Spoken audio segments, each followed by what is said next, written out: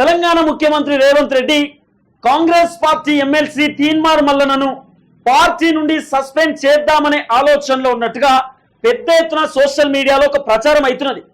మొన్న తీన్మార్ మల్లన్న బీసీలకు సంబంధించినటువంటి మీటింగ్లో ముఖ్యమంత్రి రేవంత్ రెడ్డిని ఉద్దేశిస్తూ కొన్ని కీలకమైనటువంటి వ్యాఖ్యలు చేసేటటువంటి ప్రయత్నం చేసింది.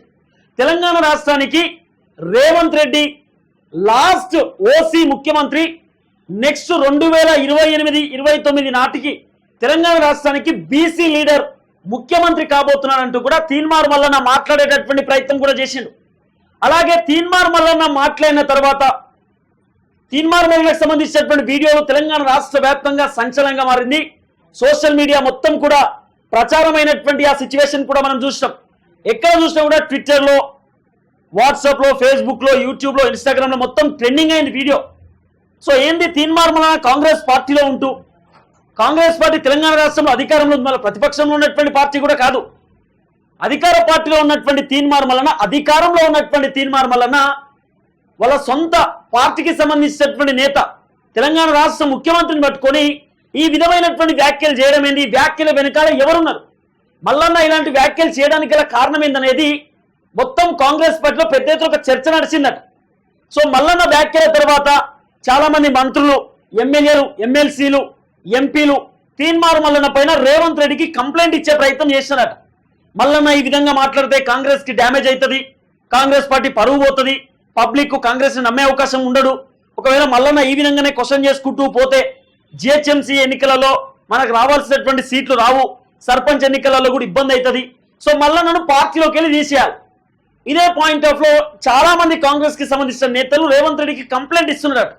వాస్తవానికి ఓపెన్ గా చెప్పాలంటే తీన్మార్ మల్లన్న నన్ను పార్టీ నుండి ఎప్పుడు సస్పెండ్ చేస్తారో అని చూస్తున్నాడు. ఆయన వెయిట్ చేస్తున్నాడు. ఆయనకేం కాంగ్రెస్ పార్టీలో ఉండాలి, కాంగ్రెస్ పార్టీకి చిరుతలు కొట్టాలనేటటువంటి ఆలోచన లేదు. ఆయన కూడా కాంగ్రెస్ నుండి నన్ను ఎప్పుడు వీళ్ళు తీసేయాలనే ఆలోచనలో ఉన్నాడు. తీన్మార్ మల్లన్న స్వతహాగా రాజీనామా చేయడానికి సిద్ధంగా లేడు. కాంగ్రెస్ పార్టీ ఎప్పుడు నన్ను ఈ పార్టీలోకి వెళ్ళి తొలగిస్తుంది అనే ఆలోచనలో మల్లన్న ఉన్నాడు. కానీ రేవంత్ రెడ్డి సారు కాంగ్రెస్ పార్టీకి సంబంధించిన అధిష్టానం మాత్రం ఆయన రాజీనామా చేసి ఒక కొత్త పార్టీ పెడదామనే ఆలోచనలో ఉన్నాడు. మీరు వెయిట్ చేయమని చెప్పి అధిష్టానం చెప్పే ప్రయత్నం చేస్తున్నారు. మల్లన్ననే రాజీనామా చేస్తాడు, మీరు వెయిట్ చేయమని చెప్పి. ఓవైపు రేవంత్ రెడ్డి ఏమో మల్లన్న రాజీనామా చేస్తారనే వెయిటింగ్ లో ఉన్నాడు. తీన్మార్ మల్లన్న ఏమో లేదు వాళ్ళే నన్ను సస్పెండ్ చేస్తారు అనేటటువంటి వెయిటింగ్ లో ఉన్నాడు. సో ఇప్పుడు రెండు పాయింట్స్ ఏంది, కాంగ్రెస్ పార్టీ మల్లన్నను ఒకవేళ సస్పెండ్ చేస్తే పెద్ద సమస్య ఉన్నది. సస్పెండ్ చేస్తే కాంగ్రెస్ కు మంచిదే, ఎందుకంటే మల్లన్న వల్ల కాంగ్రెస్ కు డ్యామేజ్ అవుతుందని చెప్పి చాలా మంది చెప్తున్నారు. కాబట్టి కాంగ్రెస్ కి మంచి అంశం ఒకటి. సస్పెండ్ చేస్తే మల్లన్న చేసేటటువంటి కార్యక్రమానికి మళ్ళీ కాంగ్రెస్ పైన బ్యాడ్ నేమ్ ఒకటి. సస్పెండ్ చేస్తే అంత ఈజీగా తీన్మార్ మల్లన్న ఊకునేటటువంటి అవకాశం ఉంటుందా? ఆయన స్టార్ క్యాంపెయినర్ పదవి తీసుకొని దాదాపు ఆయన 30 నుండి 35 నియోజకవర్గాలలో పూర్తి స్థాయిలో పర్యటన చేసే ప్రయత్నం చేసిండు. భారీ బహిరంగ సభలో మాట్లాడే ప్రయత్నం చేసిండు. నియోజకవర్గాలలో పెద్ద ఎత్తున ఆయన ప్రచారాలు చేసేటటువంటి సిచ్యువేషన్స్ కూడా మనం విన్నాం. కాంగ్రెస్ పార్టీకి అనే తెలంగాణ నిర్మాణ పార్టీ అని చెప్పి ఒక పార్టీ నిర్మించిన తర్వాత కూడా ఈ పార్టీ ఒకవేళ నేను పెడితే కేసీఆర్ కు ఫేవర్ ఓట్లు పడతాయి, ఓట్లు చీలిపోయి మళ్ళీ కేసీఆర్ అధికారంలోకి వచ్చే ప్రమాదం ఉంటుందని చెప్పి పార్టీని వాయిదా వేసుకొని కాంగ్రెస్ పార్టీకి సపోర్ట్ చేసిండు. కాంగ్రెస్ పార్టీ గెలుస్తే బాగుంటుంది, సోనియా గాంధీ ఆమె కన్నటువంటి కలలు, ఆమె ఆశలు ఖచ్చితంగా నెరవేరుస్తాయి అనేటటువంటి ఆలోచనతో మల్లన్న కాంగ్రెస్ పార్టీకి ఆ రోజు సపోర్ట్ చేసేటటువంటి కార్యక్రమం కూడా చేసిండు. తర్వాత పార్లమెంట్ ఎన్నికలకు సంబంధించిన సందర్భంలో టికెట్ అడిగింది ఇవ్వలేదు, అసెంబ్లీ ఎన్నికలలో టికెట్ అడిగి ఇవ్వలేదు, ఏదో అడపా మల్లన్నకు టికెట్ ఇవ్వకపోతే ఇబ్బంది అయ్యేటట్టుందని చెప్పి మళ్ళీ ఎమ్మెల్సీ టికెట్ ఇచ్చారు. ఆయన అడిగినటువంటి పెద్ద టికెట్లు ఇవ్వలేదు, ఆయన దగ్గరికి రానిలేదు. తర్వాత తను గతంలో పోటీ చేసినటువంటి ఆయన ఎమ్మెల్సీ టికెట్ ఆయనకే కట్టబెట్టే ప్రయత్నం చేసినారు. తర్వాత అనేకమైనటువంటి అంశాలు నడిచినాయి. మల్లన్న ఏదైనా మీటింగ్ ఉంటే పిలవకపోవడం, అంతెందుకు ఖమ్మం, నల్గొండ, వరంగల్కి సంబంధించినటువంటి మీటింగ్స్ ఉంటాయి, మంత్రులు ఏమైనా పర్యటన మీటింగ్స్ ఉంటాయి కదా, మల్లన్న ఎమ్మెల్సీ కదా, మరి ఎమ్మెల్సీ ఉన్నటువంటి మల్లన్నను ప్రోటోకాల్ ప్రకారమైన పిలవాల్సినటువంటి అవసరం ఉంటుంది కదా, పిలవరట, ఆయన పిలవరట, ఫోన్లు చేయరట, అసలు ఆయనతో సంబంధమే లేదు. ఆయన ఎమ్మెల్సీ అనేటటువంటి ముచ్చటే మర్చిపోతున్నారు. వీళ్ళు ఇష్టానుసారంగా వ్యవహరించేటటువంటి ప్రయత్నం చేస్తున్నట. ఎవరికి ఉండబుద్ధి అవుతుంది అట్లా చేస్తే? మల్లన్న గతంలోనే భారతీయ జనతా పార్టీలో జాయిన్ అయినప్పుడు బీజేపీ పార్టీ కూడా మీటింగ్లకు పిలువది, వాళ్ళు ఇష్టానుసారంగా వ్యవహరిస్తారు, ఒక పార్టీ లీడర్ అనేటటువంటి ఆలోచన కూడా లేదు అని చెప్పి బీజేపీ కూడా ఆయన గతంలో రాజీనామా చేసిండు. ఇప్పుడు మల్లన్నకు ఉన్నటువంటి కొన్ని సమస్యలు ఏంటంటే, ఫస్ట్ ఖమ్మం, నల్గొండ, వరంగల్ ఈ 3 ఉమ్మడి జిల్లాలలో ఆయన పర్యటన చేస్తున్నప్పుడు రైతులు మల్లన్నను క్వశ్చన్ చేసే ప్రయత్నం చేస్తున్నారు. మీ రుణమాఫీ ఏమైంది, మీ రైతు బంధు ఏమైంది, మీ 6 గ్యారెంటీలు ఏమైనాయి, మీరు చెప్పినటువంటి డైలాగులను ఏమైనాయి, నువ్వు చేయబట్టే కదన్నా మేము ఓట్లు వేసినాం, నువ్వు చేయబట్టే కదన్నా మేము ఇదంతా చేసినామని చెప్పి మల్లన్నను క్వశ్చన్ చేసే ప్రయత్నం చేస్తున్నారు చాలా మంది పబ్లిక్. రాష్ట్ర ప్రభుత్వాన్ని క్వశ్చన్ చేయాల్సినటువంటి మల్లన్న, రాష్ట్ర ప్రభుత్వంలో ఉన్నటువంటి మల్లన్నను రైతులు క్వశ్చన్ చేస్తారు. ఇక ఉంటాడు ఆయనే. ఇది మైనస్ పాయింట్ మల్లన్నకు. తర్వాత మల్లన్న ఆఫీస్కి వస్తున్నటువంటి చాలా మంది బాధితులు, గతంలో బీఆర్ఎస్ బాధితులు, ఇప్పుడు కాంగ్రెస్ బాధితులు. కాంగ్రెస్ పార్టీలో ఉన్నటువంటి మల్లన్న వల్ల కాంగ్రెస్ కి సంబంధించిన నేతలకే ఫోన్ చేసి నువ్వు కబ్జాలు పెడుతున్నావు అంటే, నువ్వు దందాలు చేస్తున్నావు అంటే ఎట్లుంటది? సొంత పార్టీ నేత కదా, అట్లా కూడా మల్లన్నకి ఇబ్బంది అవుతున్నది. థర్డ్ పాయింట్ వచ్చేసి మల్లన్న కులగణన అనేటువంటి అంశాన్ని తెరపైకి తీసుకొచ్చింది. బీసీలు ఎంతమంది ఉన్నారు, ఎస్సీలు ఎంతమంది ఉన్నారు, ఎస్టీలు ఎంతమంది ఉన్నారు, ఓసీలు ఎంతమంది ఉన్నారు, ఒక లెక్క తీయండి. ఈ లెక్కలో ఎవరెవరికి ఎంత కేటగిరీ ఉంటుంది, ఎంత పర్సెంటేజ్ వాటా ఇస్తారు, లేకపోతే రాజకీయ పరంగా కానీ ఇంకో పరంగా మీరు ఎంత శాతం వాళ్ళకి రిజర్వేషన్లు కల్పిస్తారో చెప్పే ప్రయత్నం చేయమని చెప్పి మల్లన్న ఎప్పటి నుండో మాట్లాడుకుంటూ వచ్చిండు. ఈ కులగణనకు సంబంధించిన విషయంలో వీళ్ళు డిక్లరేషన్ కూడా చేశారు భారీ బహిరంగ సభలో. తుక్కుగూడలో జరిగినటువంటి భారీ బహిరంగ సభలో గెలవ కంటే ముందు కాంగ్రెస్ పార్టీ పెద్ద ఎత్తున నినాదం ఇచ్చింది, కులగణన మాతోనే సాధ్యం అని చెప్పి. సో అట్లా కూడా పబ్లిక్ నమ్మే ప్రయత్నం చేశారు. సీన్ కట్ చేస్తే అన్ని కట్, కులగణన లేదు, రుణమాఫీ లేదు, రైతు బంధు లేదు, 6 గ్యారెంటీలు లేవు. 6 గ్యారెంటీలలో పెద్ద పెద్ద శాటభారతాలు చెప్పారు. కాంగ్రెస్ కి సంబంధించిన మేనిఫెస్టోలో మొత్తం భూకంపం బద్దలైతుంది అనేటటువంటి రీతిలో తీసుకొచ్చారు. మస్తు డైలాగ్ కొట్టారు. ఎన్ని చెప్పారు? నిరుద్యోగులకు నిరుద్యోగ భృతి 4000 రూపాయలట, పెన్షన్ 4000. అసలు పెన్షన్ అయితే గతి లేకుండా పోయింది, దిక్కు లేకుండా పోయింది పెన్షన్. గదే 2000 రూపాయలు ఇస్తున్నట, 2016 రూపాయలు ఇస్తుంది. వీళ్ళు చెప్పింది అంటే 4000. మరి ఏమైంది? పెన్షన్ పైసలు ఎందుకు వస్తలేవు, ఎందుకు ఇవ్వలేకపోతున్నారు? నిరుద్యోగులకు నిరుద్యోగ భృతి మేమే ఇస్తాం, మాతోటే అవుతుందని చెప్పినటువంటి మీరు ఎందుకు ఇవ్వలేకపోతున్నారు?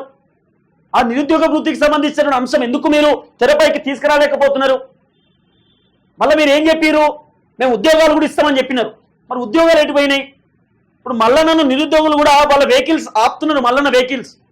మీరు ఏం చెప్పారు? అన్న ఉద్యోగాలు వస్తాయి, కాంగ్రెస్కి ఏమని చెప్పారు, కాంగ్రెస్కి వేసినాము, ఈరోజు ఉద్యోగాలు లేవు, ఇబ్బంది పడుతున్నాం, నిరుద్యోగ భృతి లేదు, నిరుద్యోగులను పట్టించుకునేటటువంటి రీతిలో లేదు, ప్రభుత్వం ఏం చేయాలని చెప్పి చాలా మంది క్వశ్చన్ చేస్తారు. కాబట్టి మల్లన్న ఇవన్నీ తట్టుకోలేక కాంగ్రెస్ కి ఫుల్ స్టాప్ పెట్టి బయటకు వద్దామనే ఆలోచనలో ఉన్నాడు. కానీ మల్లన్న ఏమనుకుంటున్నారు? నేను స్వతహాగా రాజీనామా చేసి ఇబ్బంది అవుతుంది కాబట్టి కాంగ్రెస్ పార్టీకి ఏమైనా డ్యామేజ్ అయితే కాంగ్రెస్ పార్టీయే సస్పెండ్ చేస్తే అయిపోయాయి. కాబట్టి ఇప్పుడు కాంగ్రెస్ కి సంబంధించినటువంటి అధిష్టానం కూడా రేవంత్ రెడ్డి పైన సీరియస్గా ఉందట. రేవంత్ రెడ్డి పైన అధిష్టానం కూడా సీరియస్గా ఉంది. అధిష్టానం కూడా రేవంత్ రెడ్డికి వార్నింగ్ ఇచ్చే ప్రయత్నం చేస్తున్నారు.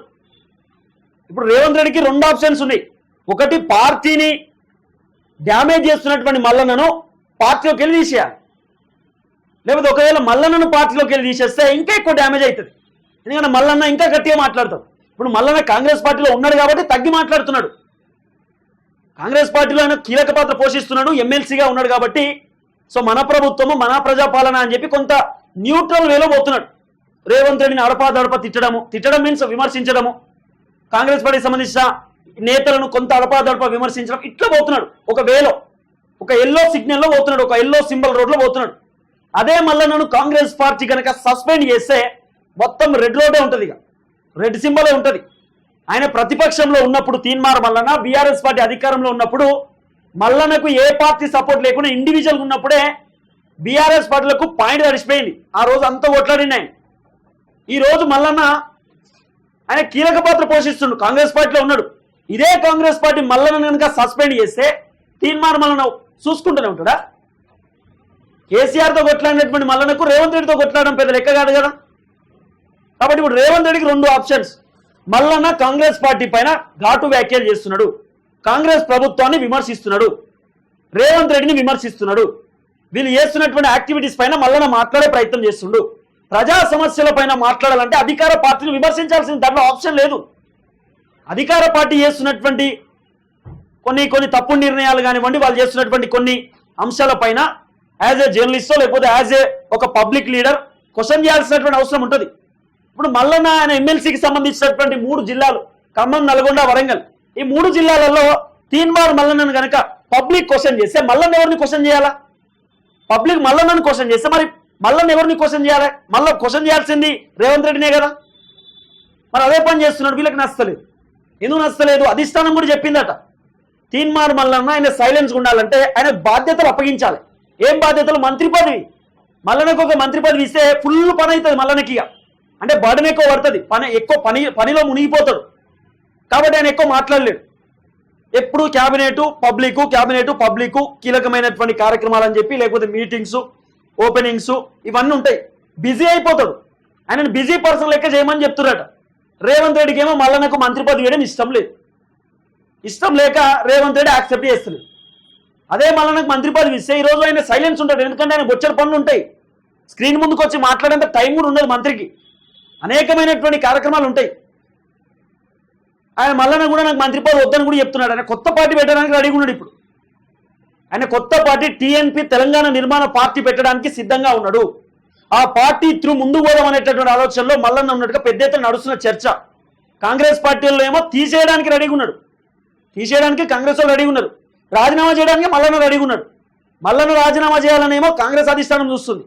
కాంగ్రెస్ పార్టీ అధిష్టానం మల్లన్నని తీసేయాలనేమో మల్లన్న చూస్తున్నాడు. ఈ రెండిట్లో ఏం జరగబోతుంది అనేది వేచి చూడాల్సినటువంటి అవసరం ఉంటుంది. చూద్దాం ఏం జరగబోతుంది అనేది.